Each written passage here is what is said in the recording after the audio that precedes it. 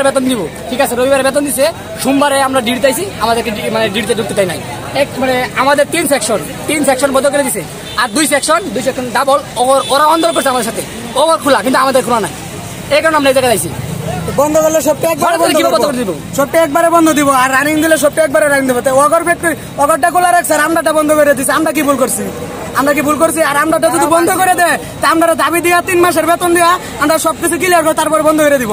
আমাদের তো লেনদেন ছাড়া বন্ধ করা দেওয়া হয়েছে, আমাদের পাওনাটা তো বুঝাই দেওয়া পরে বন্ধ করবো না, আমাদের পাওনা দেওয়া হয় নাই কেন?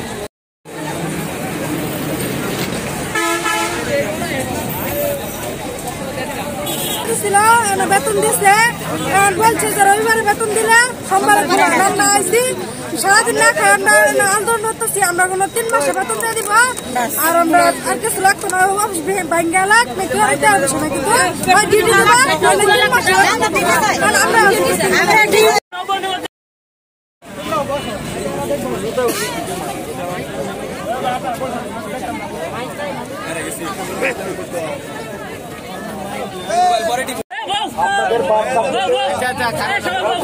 আমার সাথে গেছে।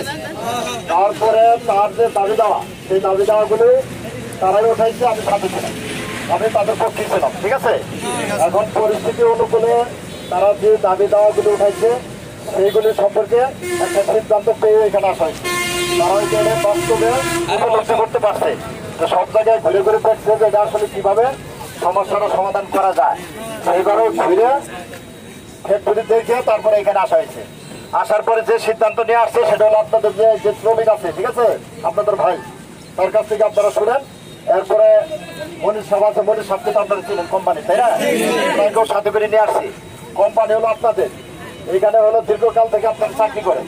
এই চাকরি করা মানে যেটা আপনার একটা বসত বাড়ি, এদের উপর আপনাদের মহব্বত, ঠিক আছে।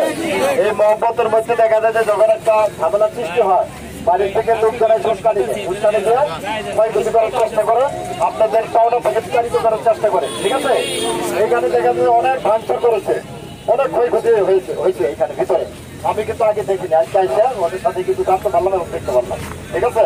এই জন্য আপনারা যেহেতু এই ফ্যাক্টরি আবার কর্মস্থলে ফেরত আসতে পারেন, এইগুলি মেরামত করার পরে দ্রুত যাতে মেরামত হয় এবং এই কর্মস্থলে ফেরত আসার পরে যাতে আপনারা আবার চাকরি করতে পারেন, সেই ব্যবস্থার জন্য আমরা এই কোম্পানির যে মালিক আছে, মালিক পক্ষ থেকে আমরা উদ্বোধন কর্তৃপক্ষের সাথে আমরা কথা বলেছি, একদম লাউড স্পিকার, ঠিক আছে। উনি তো এখানে নাই, কিন্তু ওনার যে মোবাইল ছিল, এই মোবাইলের মাধ্যমে হোয়াটসঅ্যাপে সাউন্ড দিয়ে একদম কথা বলে দেওয়া হয়েছে। ওনারা কথা বলতে আপনাদের ওয়ার্কার যারা এই যে শ্রমিক ভাইরা গেছিলেন, ঠিক আছে। এখন ওনাদের মুখ থেকে শুনেন ওনারা কি সিদ্ধান্ত নিয়ে আসলো, ওনাদের দাবি দেওয়ার প্রেক্ষিতে তারা স্বীকার করছে। সুতরাং এখানে আমি আশা রাখি আপনারা অবশ্যই চলে যাবেন, শান্ত থাকবেন, এইগুলি দোকান মেরামত হবে, আবার পুনরায় এসে আপনারা আপনাদের কর্মস্থলে ফিরে আসবেন, ঠিক আছে।